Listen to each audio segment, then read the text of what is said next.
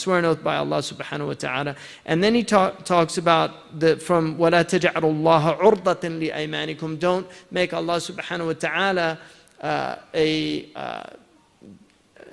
don't use Allah subhanahu wa ta'ala just to swear oaths. So you should not use the name of Allah subhanahu wa ta'ala in a frivolous manner. You shouldn't use it in a lackadaisical manner. In fact, some of the Salaf did not even like to say the name if they weren't in a state of wudu, if they weren't doing dhikr Allah. So they would say like juzita khayran instead of jazakallahu khayran, just to avoid the name of Allah subhanahu wa ta'ala. Sahaba used to put rocks, some of them rocks in their mouth when they would go to relieve themselves, because they were so accustomed to doing dhikr and they were worried about saying Allah's name in an inappropriate place. So they exalted and magnified the name of Allah subhanahu wa ta'ala. And this is why traditionally even the Muslims said Allahu Azza wa Jalla or Allah Ta'ala. They would always use that. The same with the Prophet sallallahu alaihi wasallam, that his name should not be mentioned without an epithet. To say simply Muhammad or Muhammad said, or especially the later ulama. I think the earlier ulama, because they had so much ta'zeem in their hearts for the Prophet ﷺ, and the Sahaba did use Muhammad like that. But Allah subhanahu wa ta'ala told us not to call him like we call each other. So the Prophet ﷺ, and people won't call their own teachers by their first name. They'll say Ustaz so-and-so, or Sheikh so-and-so, or Doctor so-and-so. And so the Prophet ﷺ should be more so. And even it's makruh also to call your father or your mother by their name. You should call them Abi or Ummi or Mom or Dad. It's actually considered makruh to call them by their first name if you're their child.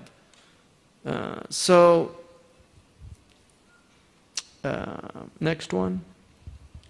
كره على كره وربه على عصى من أقسم على أن يفعل محرما وحكمه أن يدعه مكفرا يمينه المستبشعة وجوز الإلغاز باليمين لعذر كسخط القارين.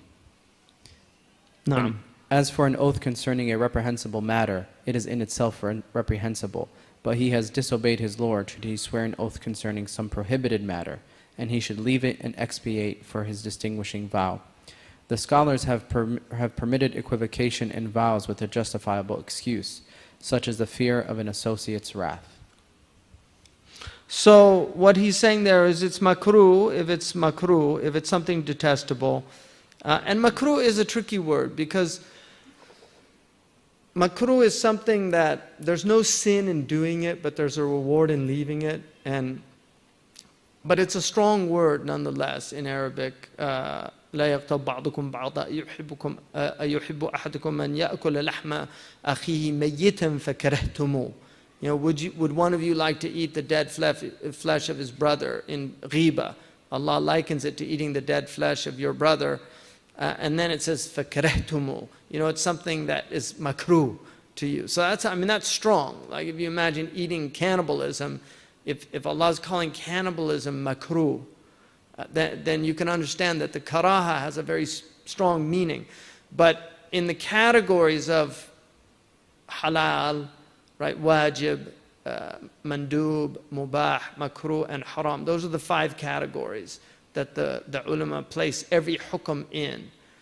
And you can't find anything in the world that doesn't have a legal ruling.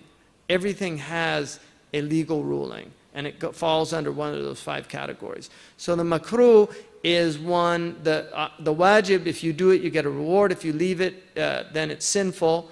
The mandub, if you do it, you get a reward. If you leave it, it's not sinful.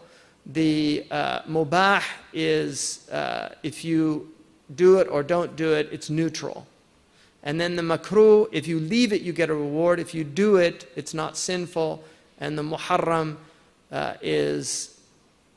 you get a reward for leaving it, and it's sinful and punishable for doing it. So those are the basic categories. And you can see Allah is much more generous on the side of the reward. So there's a lot more rewards there than there are punishments, because it's basically leaving the wajib or doing the muharram. Everything else And most mubah things can be made into reward by simply making them fall under the category of mandub or even wajib.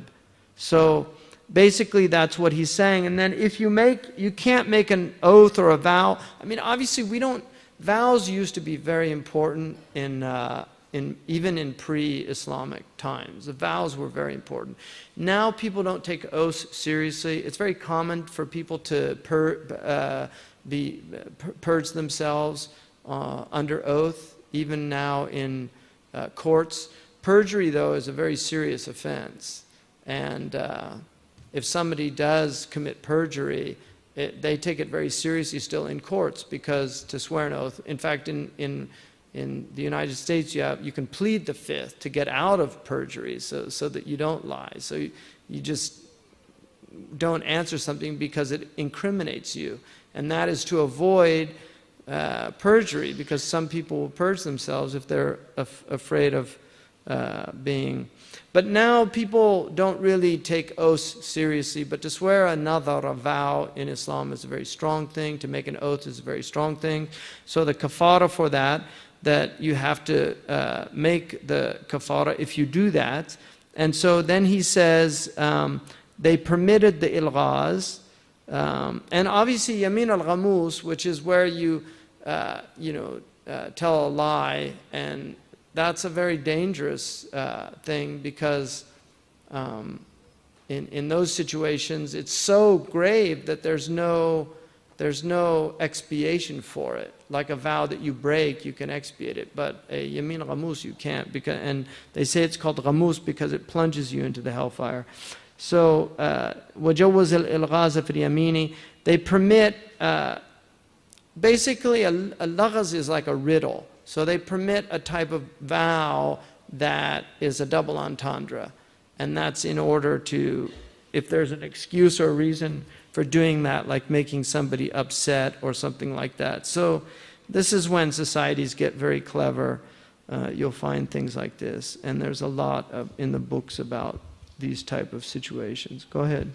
جعل أهل العلم ذا وجهين توفيقك اللهم ذا وجهين وهو من يأتي بوجه نفرا ونفرا يأتي بوجه آخرا فإن يرد والله جل مطلع على سرائر الورى أن يطلع على سرائرهما والنما بينهما بها فذنبا أما وإن يرد والقصد إكسير العمل رأب ثآهما فنعم ما فعل أما إذا جامل كلا منهما وكان صادقا فليس ذاهما.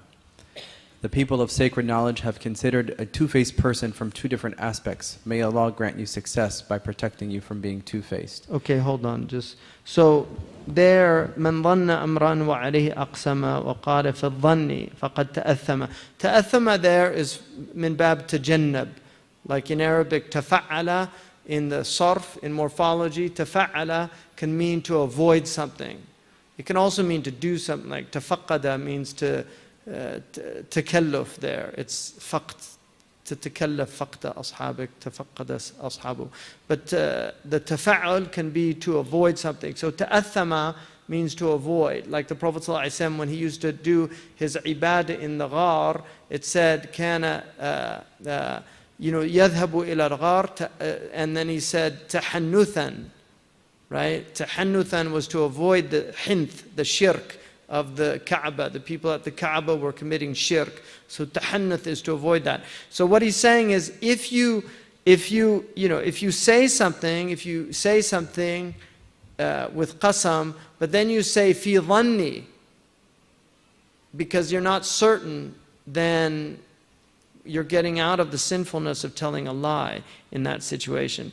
And then he talks about dhul wajhain, and that's and then tawfiqak Allahumma da wajhaini. Ahlul ilm, the people of knowledge here, differentiate between the two. So go ahead. But first, the definition of two-faced is someone who comes to one group with one face and another group with some other face. Thus, if in doing that he desired to know their secrets in order to create dissension among them, then it is clearly wrong. And Allah knows the innermost secret thoughts of humanity. So that's the first type. you have people that are hypocrites, and that's why the hadith about Dhu Wajhain are because they're basically hypocrites. And obviously the Prophet ﷺ had these people were in Medina, and they would go listen to the Sahaba and they'd say, "Nahnu ma'akum," and then when they would go to the Quraysh or to the Jews, they would say, "No, no, we're really with you, we're not with them." And so these are two-faced people. It's interesting that the Arabs use the same word that we have in English. I'm sure the Turks have the same, because this is a universal type of character. You find them in every culture, two-faced people. And then you have what are called the ma'ma'iyun, and these are just people that are, they're just non-confrontational type people, and they don't like, they just ana ma'ak. So they're not really so much two-faced, they're multifaceted, because they're pretty much, they don't have enough spine to take positions on anything, so they just go along with everybody. And the Prophet ﷺ warned about being from these type of people. And Imam Malik also said, you know, if you're with people, just be silent unless there's a reason to speak. So, but there's always, and we know in group dynamics, social psychology, there's been a lot of studies that people will go along with a group. You know, the man in South Africa they interviewed him about, I think, reaching 105. And the interviewer said, you know, is there any perks in reaching 105? And he said, no more peer pressure. So obviously there's a lot of, you know, young people are particularly susceptible to this, because especially at school, you get into group and herd mentality. And there's an element to humanity that is, we are herd creatures, like other herds, creatures. There aren't that many species that Allah has made that don't gather in groups. And humans are one of them. And herd mentality is a type of mentality. The Quran in some ways could be read, from one perspective, could be read as a book of individuals going up against groupthink. Because you will find almost all of the people that are on the truth in the Quran are individuals, and they're always going up against a group of people that have gone astray. And so it's a very interesting aspect to the Quranic narrative.